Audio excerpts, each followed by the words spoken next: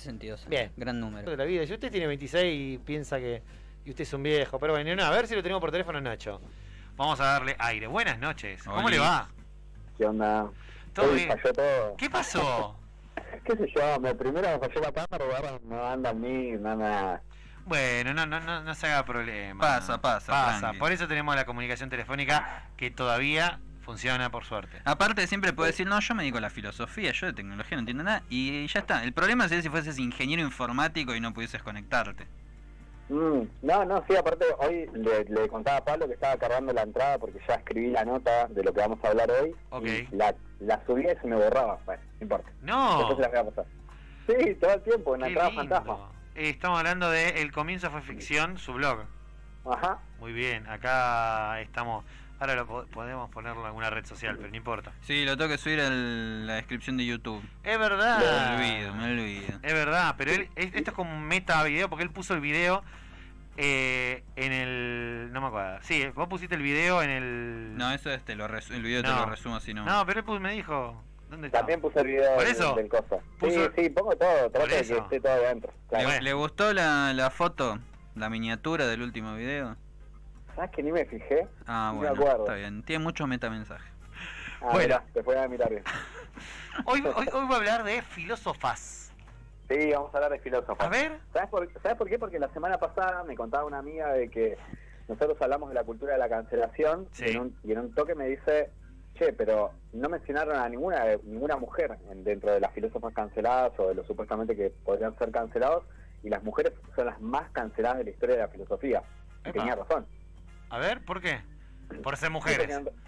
Por ser mujeres, Porque, claro. Ahí está. porque en el canon filosófico vos no las encontrás. O sea, Claro. vos sabés que hay algunas mujeres destacadas, pero, o sea, y de hecho la reflexión, por lo que yo empecé a hablar con ella es verdad, en su tiempo hubo mujeres destacadas, pero después a la hora de pasar a los libros se las fue borrando. Claro. No llegan a pasar al canon, ¿no? Ah, mirá. Entonces, bueno, es una forma de redimirnos un poco con eso, con la observación que era correcta. Dije, bueno, vamos a hablar un poquito de algunas mujeres, ¿no? Está bien. Porque obviamente es una historia gigantesca. Sí. Y nada, no sabía por dónde empezar, ¿viste? Si tomar alguna griega, si Por tomar... el principio. No, por el principio es imposible, porque el otro día encontré un libro que decía Mujeres griegas olvidadas, y había 1500 mujeres. Nada, ¿cuándo tranqui. hablamos de todo eso? Nada, Ok. imposible. Entonces, en realidad, empecé con un libro lo voy a empezar a recomendar, que es de una profesora de Puan, que era profesora mía, se llama Femenías, que tiene un libro que se llama Ellas lo pensaron antes, y en realidad muestra filósofas que hicieron, digamos, como algunas de las teorías más importantes de la filosofía, pero que las monopolizaron otros autores, ¿no? Entonces, lo que ella trata de hacer es rescatarlas, hacer como un trabajo genealógico, arqueológico, intelectual, y ponerlas un poco de relieve, ¿no? Es como un libro feminista de la historia de la filosofía. Y lo que dice María Lirsa, y voy empezando un poco la charla nuestra, ¿no? Es que siempre hubo mujeres filósofas, y lo que sucede es lo que decía al comienzo. No llegaron a pasar a los libros de historia.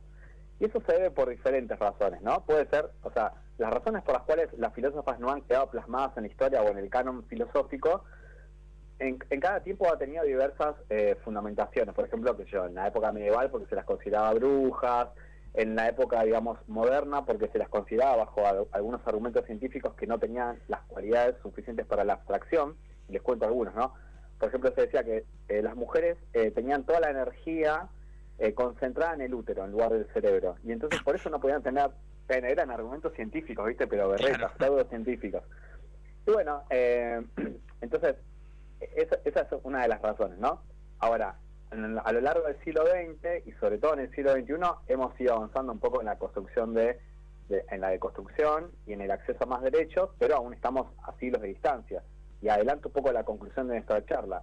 ¿Por qué? Porque nosotros vamos a reconocer, yo voy a hablar de 3 personas hoy.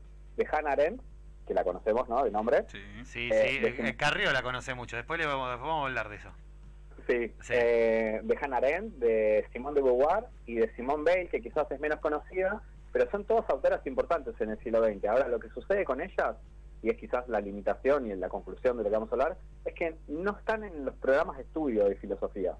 Entonces ellas fueron destacadas en el siglo XX, se las reconoce en sus pares, pero no logran tener todavía, digamos, pasar a los programas donde los estudiantes puedan estudiar y puedan aprendernos, ¿no? Bueno, entonces vamos a... Perdón, yo he leído a Hannah Arendt en Ujú. Introducción a la Ciencia Política en La Matanza.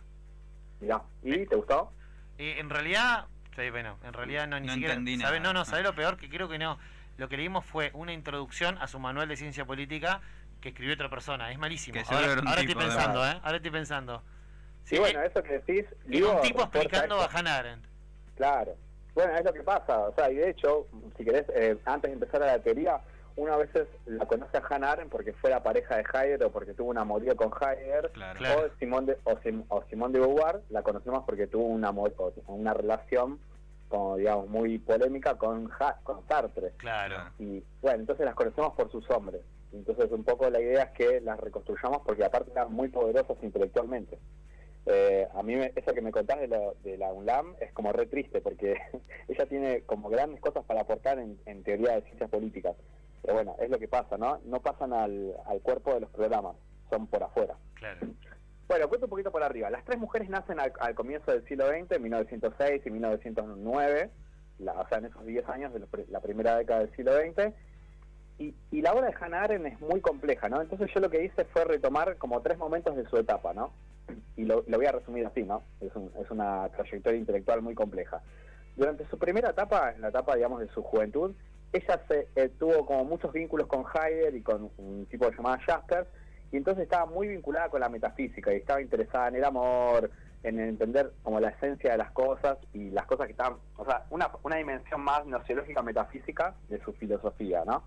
Luego cuando empezó a madurar y empezó, digamos, el régimen nazi se hizo del poder, ella se volcó al activismo político y produce su gran libro, o sea, el libro que la posiciona intelectualmente en el mundo, que es La historia del totalitarismo. Ese quizás lo viste en la facu, o los orígenes del totalitarismo. ¿No lo escucharon? No, sí, lo he escuchado y sé, igual lo que sé muy grande es su militancia en contra justamente del nazismo claro. bueno, después seguí, a ver si vas a hablar algo, yo no me meto, dale. No, seguí. o sea, porque no podemos hablar de este libro, un libro que tiene 1200 páginas, Claro. ¿no? Podemos decir poco de eso, pero sí podemos decir que introduce como una tesis polémica, que es que el totalitarismo no estaba solo en el estado nazista, sino que también estaba en el estado stalinista. Y entonces empieza a avanzar un poco con eso, que en ese tiempo era como medio, en 1930, todavía era medio polémico, ¿no? Claro. Porque de hecho iba a participar del eje, ¿no? Bueno, y después tiene un tercer momento, ella obviamente se tiene que exiliar, porque al participar tan activamente de la postura sionista, ¿no? De la defensa del nacionalismo sionista y Sí. de la cuestión judía, la persiguen y tiene que emigrar. Y emigra hacia Estados Unidos, donde tiene muchísimo éxito. Y bueno, de hecho salió en el 2012 una película que se las recomiendo, que está re buena, ¿no? Una película sobre Hannah Arendt, que está en el blog, después la van a ver, donde se cuenta bien la historia de esta tercera etapa, donde Hannah Arendt se convierte en una corresponsal de un diario. Ah, y acá, en el juicio a Eichmann. Claro, y acá se da el evento Sí. que quizás también es súper conocido, que es que ella va a reportear, o sea, a hacer como un reporte, no sé cómo se dice así, del juicio a Eichmann. Una ¿no? cobertura, Adolf Eichmann. cobertura Una cobertura periodística. Claro, una cobertura periodística del juicio de Eichmann.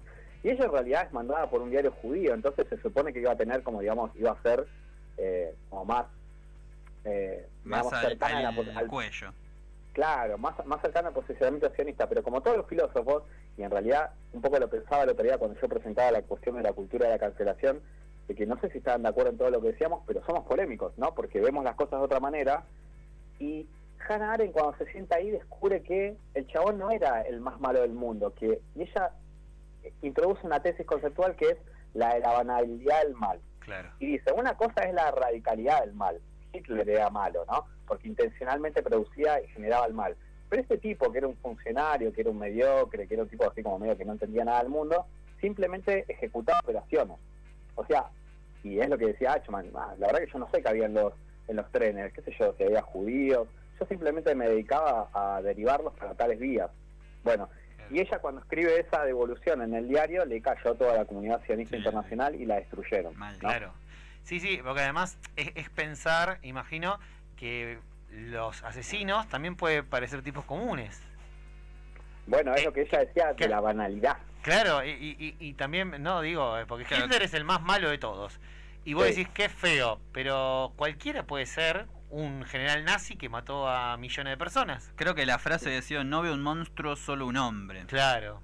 Exacto. Eso da más miedo, ¿no? Todavía pensar que un hombre común puede hacer lo que pasó, con lo que hizo Eichmann, por ejemplo.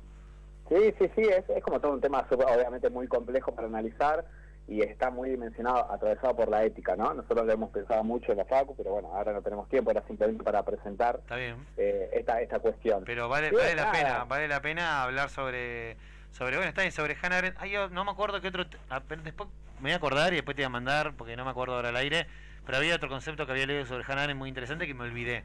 Pero me acuerdo Bien. que era re interesante, después me voy a acordar, quedá tranquilo. Bueno, dale, otro día lo hablamos. No, plusvalía no. Bueno, nada, esto, y entonces Hannah Arendt, bueno, vive un montón de tiempo, en el año 70 fallece, y bueno, ahora se está retomando un poco su pensamiento, y hay muchas tesis, investigaciones acerca de su obra y todo eso.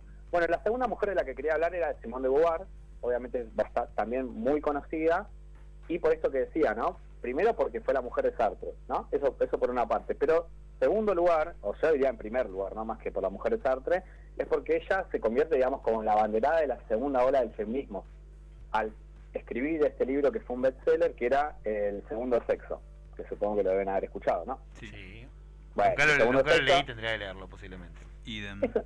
es un libro, digamos, que está un poco, digamos, atrasado, ¿no? Obviamente, uno ve, qué sé yo, lee a Judith Butler o a Sara Ahmed y ve cosas que están diferentes al libro del segundo sexo, pero fue fundacional para el feminismo. Entonces, Simone de Beauvoir se convierte en una persona como muy importante en el siglo XX porque todavía había una moral victoriana. De hecho, a ella la condenaban mucho y decían que era una, ¿cómo se dice? Porque tenía muchas parejas. Promiscua. Era muy promiscua, decían eso. Sin embargo, a Sartre no le decían lo mismo, ¿no? Y acá se ve también esta cuestión del género y estas cosas. Bueno, un poco adelantando la lectura que vas a hacer del segundo sexo, cuento el libro un poco de qué trata, ¿no? Por favor. Lo que se...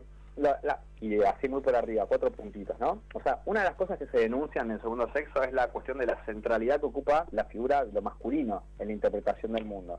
Esto que Derrida después lo va a llamar el falocentrismo, ¿no?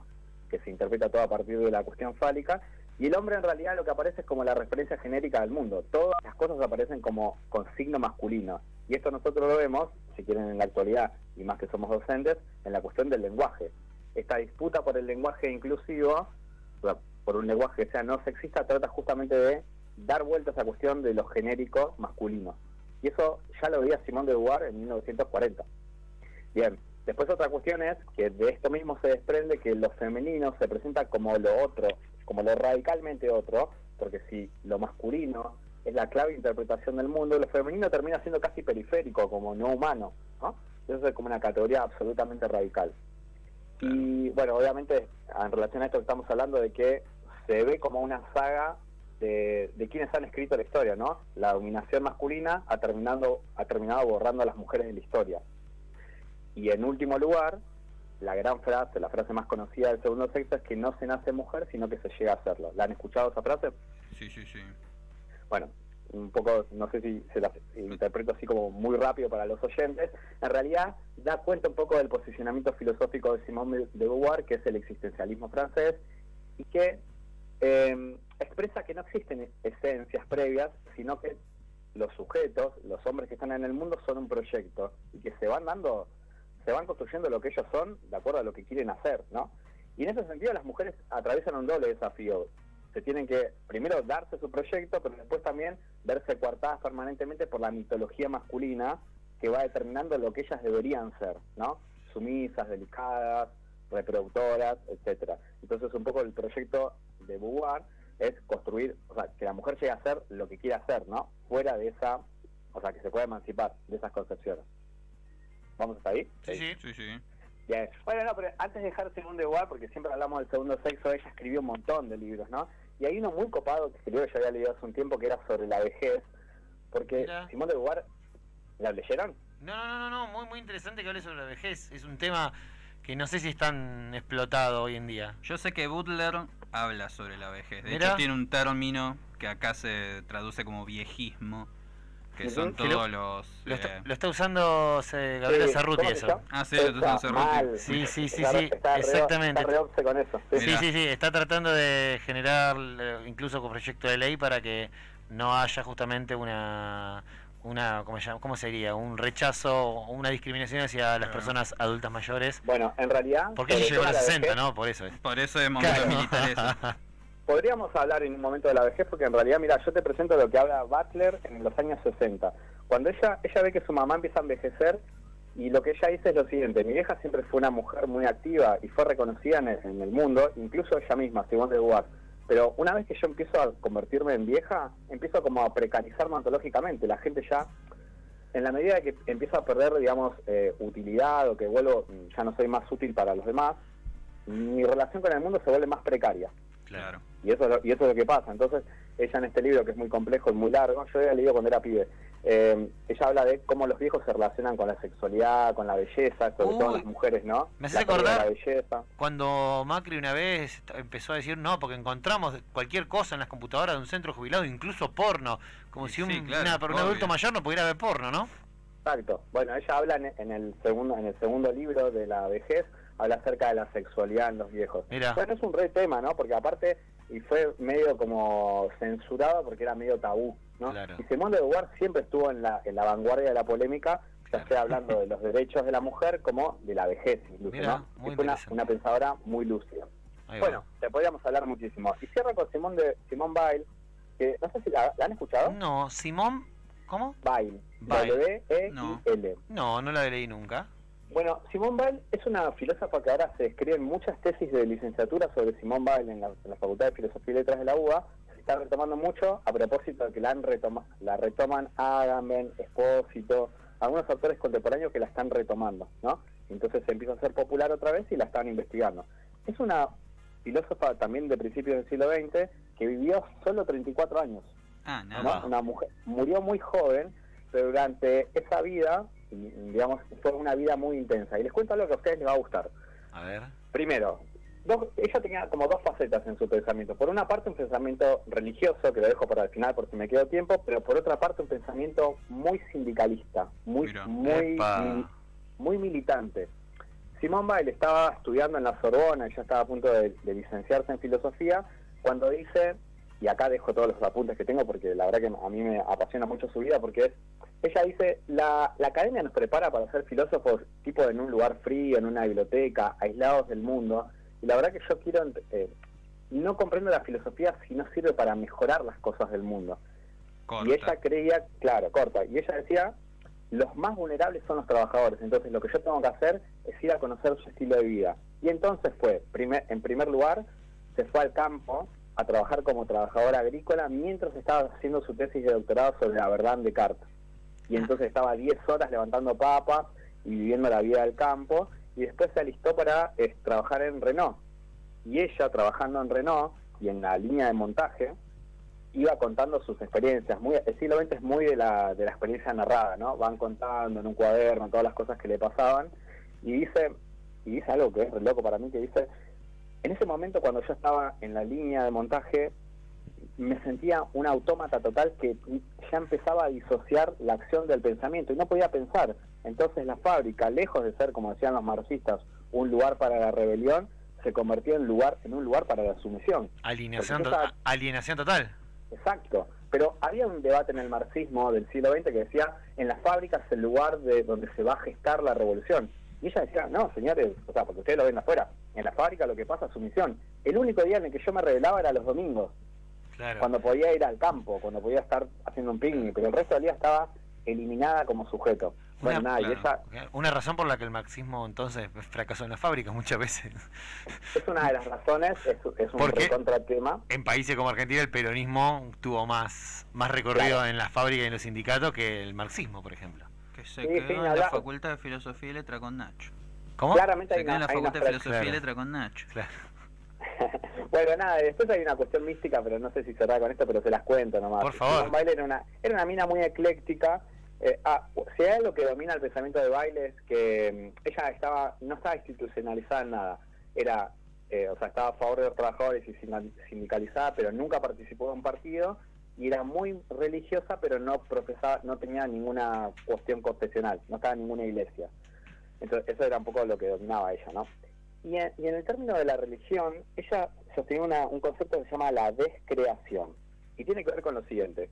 El mito dice que Dios creó el mundo, ¿no? Y que activamente ha producido las cosas del mundo. Claro, Y ella decía en realidad, más desde una tradición más budista, más del Bhagavad Gita o de algunas reflexiones budistas, que en realidad Dios crea retirándose y dejando que las cosas sucedan.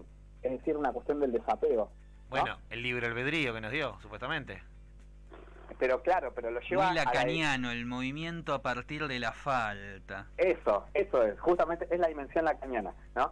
Es esa cuestión, pero, o sea, de la falta y en ese vacío que se va produciendo. Pero en realidad tiene que ver más, yo creo que tiene que ver más con el budismo, ¿no? Y hoy lo pensaba con una amiga, le decía, ¿viste cuando los papás dicen, bueno, dejalo que se rompa la cabeza, no tiene que hacerlo, tiene que aprender solo? Obvio. Y bueno, y es un poco producir, pero a partir del abandonar, ¿no? Claro. Y es un poco, es una apuesta radical, porque dicen, bueno, nada, o sea, yo acá tengo que hacer una entrega, ¿no? Es un ejercicio como muy estoico de entregar y que el otro haga. Bueno, nada, es una pensadora bastante interesante que ahora se está, retomando y aparte estaba súper invisibilizada. Claro. Y así pasa con un montón de mujeres. Entonces, un poco cerrando, cerrando, ¿no? Si me permiten, ¿no? Sí, por favor, te permitimos. Tenés 20 segundos. No, mentira. Está bien. No, digo que un poco nosotros estamos avanzando en un momento de construcción importante, pero la verdad que tenemos que seguir avanzando en que estas mujeres, que fueron grandes maestras, se concreticen en los programas y que los estudiantes puedan no tener que ir a un seminario especializado para aprender de ellas, sino que lo vean de corrido, ¿no? Que lo vean permanentemente. Tal cual. Muy interesante entonces, Hannah Arendt, Simone de Beauvoir y Simone Weil. Simone Weil. Weil. Está bien, pero se escribe Weil, ponele, para Sí, encontrarla. Weil, perfecto. Antes que nada, Después le paso la nota. Dale, vos sabías que un instituto de política que tiene Carrillo se llama Hannah Arendt, ¿no? No sabía. Claro. Es raro que no se llama Anne Wright, ¿no? No, en realidad no me acuerdo, sí, me acuerdo.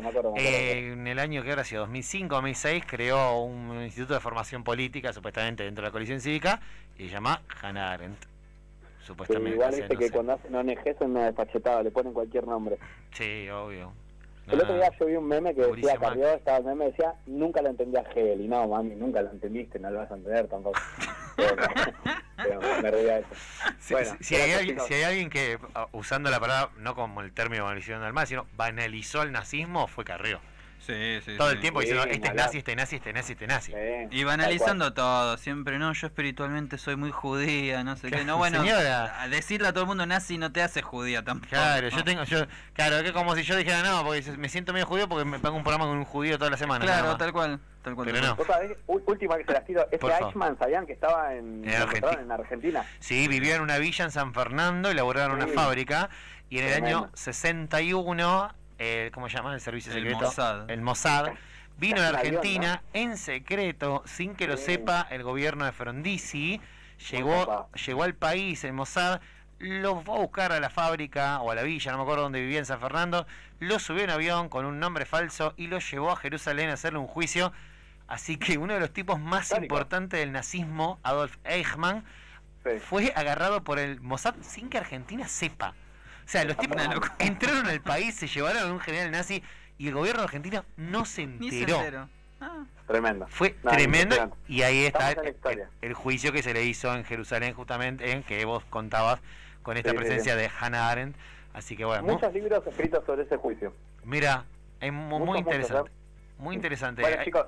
Bueno, vaya, nos vemos dentro de 15 días, ahora, tranqui.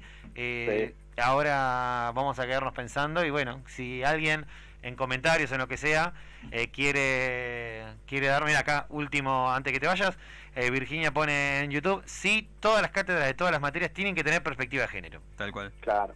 Y sí. Sin hablar. Exactamente, muy interesante esa visión, así que bueno, y ahora después de tu columna vamos a hablar, también vamos a seguir deconstruyendo, vamos a hablar sobre una película que se llama Virgen a los 40, no sé si la viste. Creo que sí, una vez. Bueno. Ahora los voy a escuchar. Quédate escuchando. Nos vemos, Nacho. Nos vemos. Abrazo. Chao. Nuestro filósofo de cabecera, Nacho, acá tratando de traer también un poquito otra mirada de la filosofía con estas pensadoras del siglo XX, muy interesantes para poder leer. Yo creo que sí, la única que leí de las tres había sido Hannah Arendt por cuestiones de la facultad. Estaría bueno ponerme a abarcar otras autoras. Sí, yo si me pongo a pensar, he leído muy pocas autoras en la en Facultad general. de Psicología. Claro. Así que bueno, Bueno. fíjense en psicología.